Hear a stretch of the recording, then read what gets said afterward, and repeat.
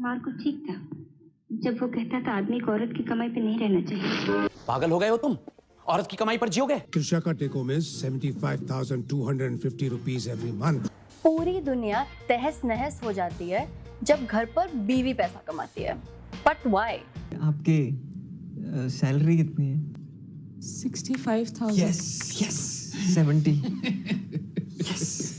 From school textbooks to advertisements, society keeps sending women the message that they should stay home and take care of the house while the men earn the money. मगर क्यों? Feminist historians have talked about how labor became gendered in early India with the establishment of a patriarchal caste-based society in the Rig Vedic period. This is when it came to be considered honorable for upper caste women to stay inside the house and only work within their homes, while the dasis or slave women worked outside in the fields and within their homes. At various points in Indian history, however, the notion that honorable women don't work outside the home hasn't been true. For instance, in Sangam literature from the early medieval period, we see evidence of women holding jobs like accountants, judges, and local administrative officers. In Mughal India, there's evidence of warrior queens like Chand Bibi and Tarabai, and women traders like Jibabu and Begum Samru making and managing money. We don't know whether these women were exceptions during their time. What we do know is that a gendered idea of paid work begins to emerge around the world at the time of the Industrial Revolution in the 18th century. Paid work entailed grueling working hours and dangerous working conditions, especially in coal mines, power looms, and other industries that women were employed in. Because women were responsible for the household, when they did work for money, not only did their own health suffer, but so did the well-being of the household.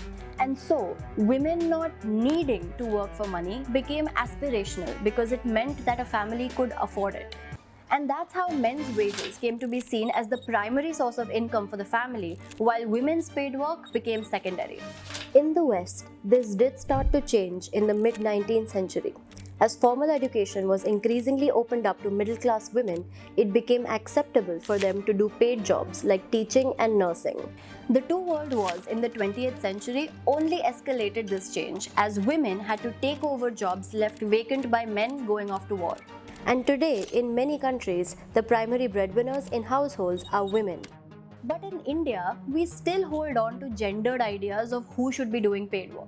Even though women now form 53% of undergraduates, women's participation in the workforce is only declining.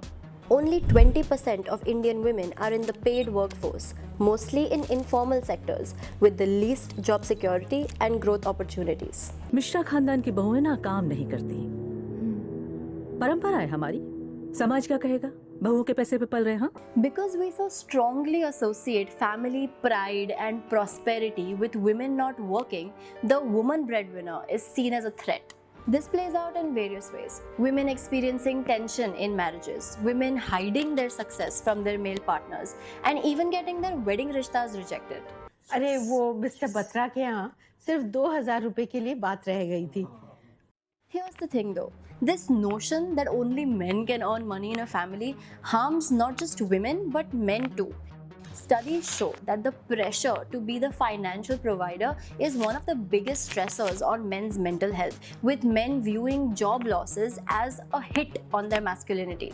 मेरी नौकरी क्या चलेगी? तुमने तो मुझे बिल्कुल नकार आदमी समझ लिया है और मत बनकर खुद पकड़ ली नौकरी। And most importantly, this idea that women should not earn their own money results in women being financially dependent upon the men in their lives. This makes them more vulnerable to the impact of divorce, domestic violence, or the death of a male breadwinner. And when women are the main earners in families, labor economists say it benefits all the members of a household. It gives women bargaining power within their home, while also enabling men to embrace broader definitions of masculinity, which could include parenting skills, supportiveness, or even domestic achievements.